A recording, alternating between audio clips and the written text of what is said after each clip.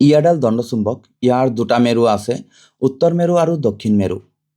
সূতাৰে বান্ধি ওলমাই দিলে ই সদায় পৃথিৱীৰ উত্তৰ দক্ষিণমুৱা হৈ ওলমি থাকে। দণ্ডচুম্বকৰ যিটো মেৰু উত্তৰৰ ফালে মূৰ কৰি থাকে তাক উত্তৰ মেৰু বোলে, আৰু যিটো মূৰ পৃথিৱীৰ দক্ষিণ মেৰুৰ ফালে মূৰ কৰি থাকে তাক দক্ষিণ মেৰু বোলে।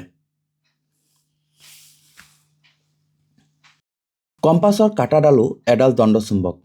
সেইবাবেই কম্পাছৰ কাঁটাডালো উত্তৰ দক্ষিণমুৱা হৈ মূৰ কৰি থাকে। চুম্বক এটাৰ চাৰিওফালে যি অঞ্চলত চুম্বকৰ প্ৰভাৱ অনুভৱ হয় তাক চুম্বকটোৰ চুম্বক ক্ষেত্ৰ বোলে। চুম্বক ক্ষেত্ৰ চুম্বকীয় বলৰেখাৰ বাবে উৎপন্ন হয়। চুম্বকীয় বলৰেখাবোৰ চুম্বক এটাৰ উত্তৰ মেৰুৰ পৰা ওলায় আৰু দক্ষিণ মেৰুত প্ৰৱেশ কৰে। আমাৰ পৃথিৱীখনো এটা ডাঙৰ চুম্বক। ইয়াৰ দুটা মেৰু আছে, উত্তৰ মেৰু আৰু দক্ষিণ মেৰু। পৃথিৱীৰো উত্তৰ মেৰুৰ পৰা চুম্বকীয় বলৰেখা উৎপন্ন হয় আৰু দক্ষিণ মেৰুত প্ৰৱেশ কৰে। আমি দণ্ডচুম্বক এটাৰ চাৰিওফালে চুম্বক বলৰেখা চিনাক্তকৰণ কৰিব পাৰি।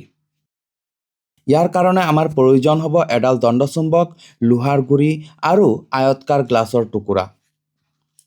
দণ্ডচুম্বক এটাৰ ওপৰত আয়তকাৰ গ্লাছৰ টুকুৰাটো থৈ তাৰ ওপৰত আমি লোহাৰ গুৰি ছটিয়াই দি আয়তকাৰ গ্লাছৰ টুকুৰাটো আঙুলিৰে জোকাৰি দিলে লোহাৰ গুৰিবোৰ চুম্বকটোৰ চাৰিওফালে পংক্তিবদ্ধ হৈ সজ্জিত হয়। এই লোহাৰ গুৰিবোৰ চুম্বকটোৰ চাৰিওফালে যি ৰেখাৰে পংক্তিবদ্ধ হৈ সজ্জিত হয় সেই ৰেখাবোৰকে চুম্বকটোৰ বলৰেখা বোলে।